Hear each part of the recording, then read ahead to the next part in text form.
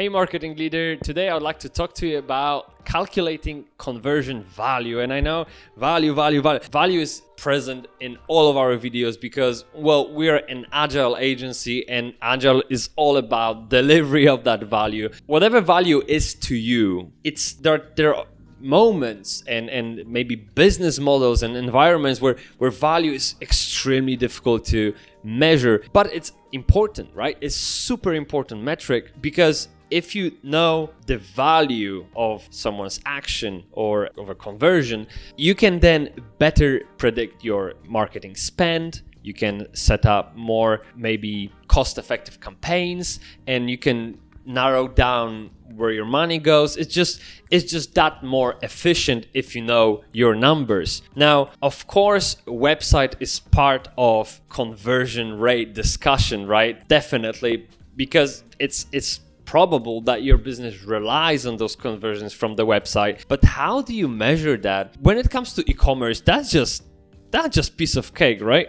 You get your average order value, you check your conversion rate, and voila, that's the value of the conversion to your business. But for us and businesses like us, which are in the service industry, this is difficult. So B2B, B2C, I think they find it hard to quantify the cost of the operations, the cost of conversion. Today, I'd like to explore that topic a bit more. How can we actually write down the number that we can use as a guidance for any plans going forward? So therefore, let's take a look. First idea, or we can call it a tip if you want, it is something that I've taken from our workshops. We always create a map which represents users' flow through the business, not just website. This is important part, not just website. You will want to create that full comprehensive map of your customers or anyone that we can call an actor in your business, so customers, suppliers, and etc., that have any kind of touch points with your organizations on the way to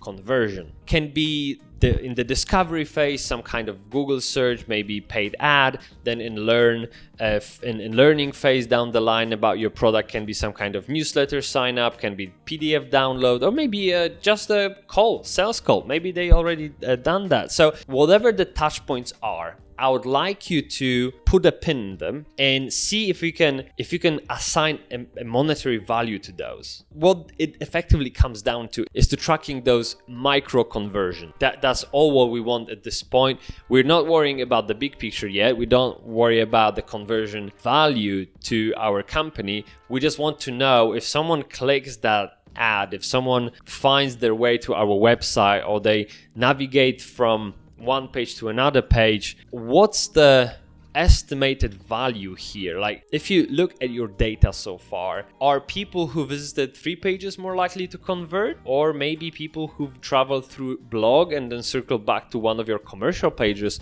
are more likely to convert? Try to put number in it. I think that might help to get an overall understanding of when people convert and what's the cost to the business for that conversion, micro conversion, and if it contributes to the overall conversion value.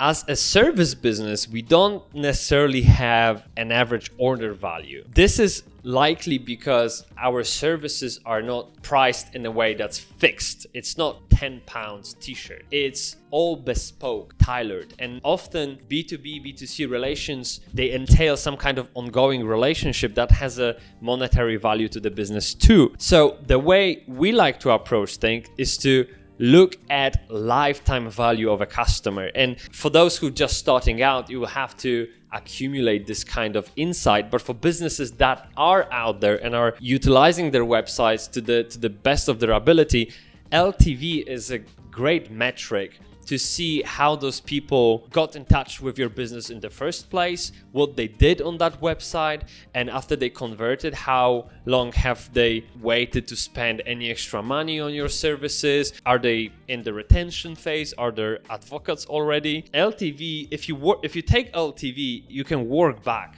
almost the whole thing, and then on the way you will find those gems of wisdom that you can use to come up with the final average conversion value.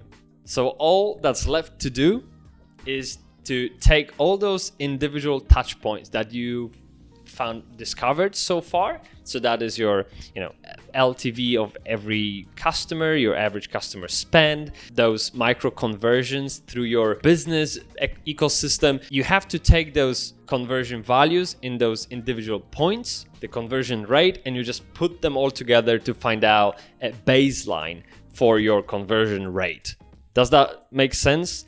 So effectively, you're adding things up, dividing them to find out the average. And it won't be perfect. That's great. We're fine with imperfect. Just the baseline is good enough to make decisions about your future Google Ads spend or any kind of marketing campaigns that you have in mind. It will help you make you better decisions, more accurate decisions, and sort of drive the spend in areas that have the most chance to succeed and return on investment. If you'd like to know more, or you'd like to use a calculator to do those calculations for you, then you can go to our blog where we have a tool exactly for that job. You can click that link in the description. It will take you to the calculator that I mentioned, and there's no gateway, there's no lock. You can just click the link and use it. It's 100% free. No need to provide any sorts of information, so don't worry about it. Dive into the description, hit the link, and enjoy the calculator. Let me know what comes out of it, by the way. Keep me informed. Let me know in the comments if there's anything else that you could use to measure conversions for B2B, B2C service companies. I'm really interested. I'm in it myself, so any insight will be helpful. And for now, I bid you farewell. Thanks so much. See you next time.